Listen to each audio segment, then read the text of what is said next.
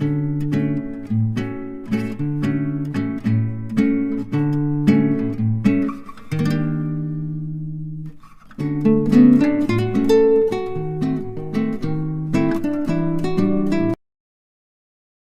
teman-teman, selamat malam, Namo Buddhaya. Nama saya Stephen Aditya Leonardi, NPM 2241033. Saya dari kelompok 1 di kelas 1 BUMF. Maaf, dengan dosen pembimbing yaitu Pak Dwi Susanto. Jadi hari ini kami akan mempresentasikan tentang hasil diskusi kami, yaitu perlindungan lingkungan atau environmental hero. Jadi bagi teman-teman silakan memperkenalkan diri masing-masing dan NPM. Silakan teman-teman. Perkenalkan, nama saya Christian Dianata dengan NPM 2241003. Perkenalkan, saya Natalia dengan NPM 2241007. Nama saya Christina Anggrena dengan NPM 2241005. Nama saya Anggrani dengan NPM 2241002. Saya Charles dengan NPM 2241010. Perkenalkan, nama saya Indah dengan NPM 2241006. Nama saya Selin dengan NPM 2241176. Perkenalkan, nama saya Jocelyn dengan NPM 2241309. Perkenalkan, nama saya Jeffrey dengan NPM 2241308. Perkenalkan, nama saya Kevin Winata, NPM 2241009. Perkenalkan, nama saya Lisa Theo dengan NPM 2241048. Nama saya Kennedy dengan nomor NPM 2241279. Dan inilah daftar isi kami yang akan dijelaskan oleh beberapa perwakilan anggota kelompok kami. Presentasi ini adalah melihat bahwa di era modern ini lebih menekankan pada perlindungan lingkungan dan gaya hidup ramah lingkungan yang sangat penting dibandingkan sebelumnya. Berbagai gerakan untuk menghilangkan plastik sedang dilakukan seperti mengurangi penggunaan kantong plastik, membeli produk tanpa kemasan, dan menggunakan teknologi seperti email untuk meminimalkan jumlah kertas yang digunakan. Gerakan Go Green juga dikenal sebagai gerakan penghijauan atau bertujuan untuk gaya hidup yang lebih hijau. Ini dikarenakan kesadaran generasi sekarang dan yang akan datang mulai terbentuk tentang ketidakkekalan planet dan semua sumber daya yang ada di dalamnya, cocok untuk yang sudah tahu dan ingin belajar lebih banyak. Yang belum paham atau yang tidak tahu apa-apa tentang perlindungan lingkungan, dari situlah muncul keinginan untuk menyebarkan pentingnya perlindungan lingkungan dalam kehidupan sehari-hari. Terima kasih. Tujuan penulisan untuk menyebarkan pentingnya gerakan perlindungan lingkungan pada masyarakat dan mengajak masyarakat untuk melakukan dan menerapkan kegiatan perlindungan lingkungan dalam kesehariannya. Manfaat penulisan. Yang pertama, terdapat ilmu baru bagi peserta yang mengikuti kegiatan yang dapat berguna untuk kedepannya. Yang kedua, generasi muda dapat lebih memperhatikan lingkungan dan menjaga kelestarian bumi. Selanjutnya, bab 2, deskripsi lokasi. Kegiatan ini akan dilaksanakan pada Vihara Geraha Buddha Manggala yang terletak pada perumahan Baloi Mas Permai, Blok B nomor 21, RT 3 RW 6, Jalan Anggrek Permai, Baloi Indah, Kecamatan Lubuk Baja, Kota Batam, Kepulauan Riau, Indonesia. Adapun alasan pemilihan vihara tersebut dari keseluruhan vihara yang diusulkan didasari oleh beberapa alasan. Di antaranya dikarenakan lengkapnya fasilitas vihara sehingga kegiatan dapat dilaksanakan dengan lancar.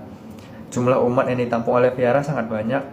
Kemudahan akses lokasi vihara sehingga dapat diikuti oleh seluruh kalangan masyarakat Buddha. Selanjutnya, partisipan kegiatan.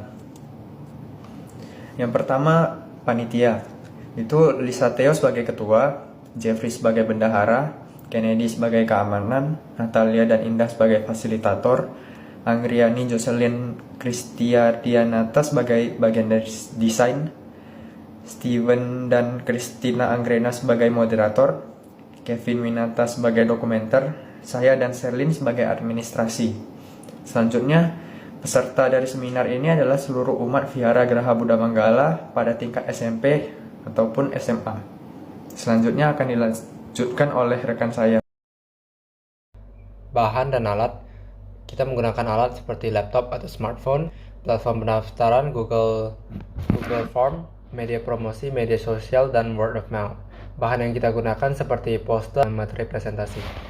Metode pelaksanaannya ada 4: persiapan, pelaksanaan kegiatan, evaluasi, dan pembuatan laporan.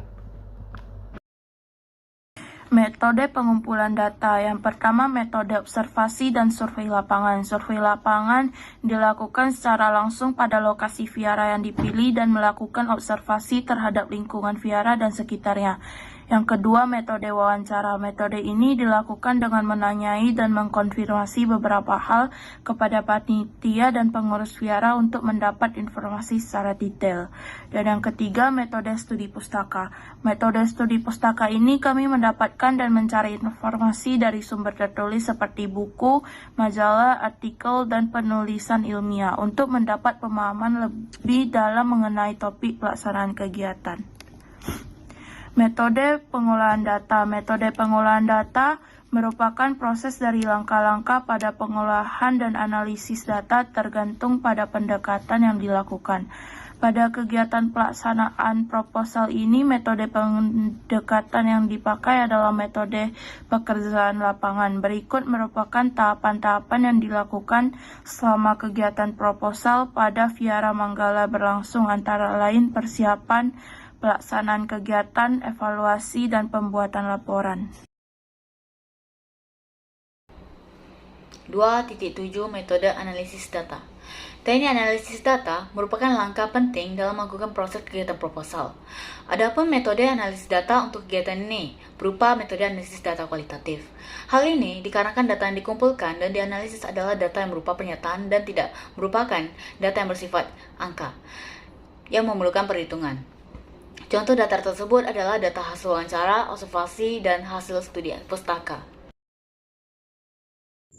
Untuk bab 3 itu ada laporan biaya. Yang pertama itu ada pembuatan poster dengan jumlah 1 lembar, harga satunya 5.000, biaya lainnya itu 50.000, total ada 55.000. Untuk jadwal pelaksanaannya akan dilaksanakan pada hari Minggu 27 November 2022 pada jam 9 pagi sampai dengan jam 10.30 pagi di Vihara Geraha Buddha Manggala. Dalam pelaksanaannya, waktu dan tempat pelaksanaan dapat berubah sesuai dengan ketentuan dari narasumber. Yang selanjutnya ada sumbernya itu ada dari Pramiyati T 2017, peran data penerima pada pembentukan skema konseptual yang faktual, studi kasus skema konseptual basis data Sibumil. Jadi terima kasih teman-teman atas partisipasinya dalam presentasi kali ini, dan semoga semua sehat selalu. Terima kasih. Namo Buddhaya.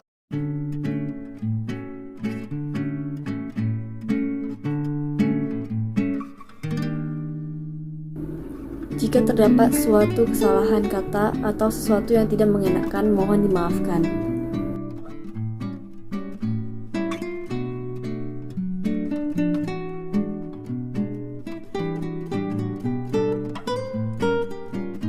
Sabe Sata Babantu Sukitata. Semoga semua makhluk berbahagia. Sadu, sadu, sadu. Terima kasih semua.